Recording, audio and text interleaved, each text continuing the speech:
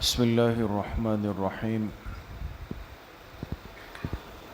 رمضان المبارک کے ہر روزے کے لیے سحری کا اہتمام ہر مسلمان کرتا ہے، لیکن سحری کے حوالے سے ایک مسئلہ بہت اہم بھی ہے، نازک بھی ہے اور سمجھنا بہت ضروری بھی ہے کہ سحری کا جو آخری وقت ہے وہ صبح صادق، یعنی جیسے ہی فجر کی نماز کا وقت داخل ہو جائے تو سحری کا وقت ختم ہو جاتا ہے۔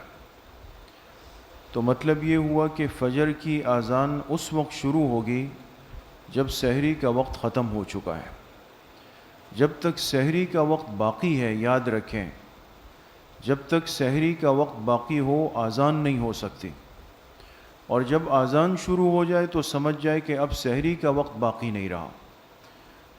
تو سحری میں کچھ بھی کھانے کا یا پانی پینے کا آخری اور انتہائی وقت وہ صبح صادق کا آغاز ہے۔ جیسے مثال کے طور پہ آج 4:39 تھا، تو مطلب 4:39 تک سحری تھی، اس کے بعد اذان کا وقت شروع ہو گیا۔ تو اب اگر کوئی مسلمان سحری کھاتا ہے، پانی پیتا ہے، اور جیسے ہی مؤذن نے اذان شروع کی تو اذان شروع ہونے کے بعد پھر کچھ کھانے کا یا پانی پینے کا ایک ہی مطلب ہے کہ آپ نے فجر کا وقت داخل ہونے کے بعد کچھ کھایا ہے یا پیا ہے، جبکہ روزے کا وقت ختم ہو چکا تھا۔ یہ ہماری ایک بہت بڑی معاشرتی غلطی اور کمزوری ہے، اور بہت سارے لوگوں میں یہ کمزوری ہے کہ وہ آخری پانی کا گلاس اس وقت پیتے ہیں جب مؤذن کی اذان شروع ہوتی۔ کہتے بھئی اذان شروع ہو گئی، جلدی سے پانی پی لیں تاکہ پھر پیاس نہیں لگے۔ پیاس تو نہیں لگے گی لیکن روزہ بھی نہیں ہوگا۔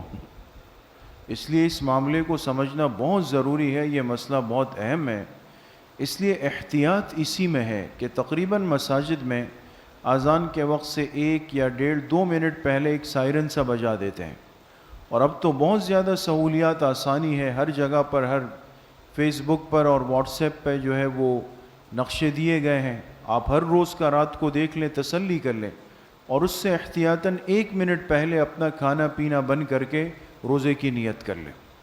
اس لیے اگر کوئی یہ غلطی کرے گا، اذان شروع ہونے کے بعد کچھ کھائے گا، پانی کا ایک گھونٹ پیے گا، یاد رکھیں اس نے اپنے روزے کو فاسد کر دیا۔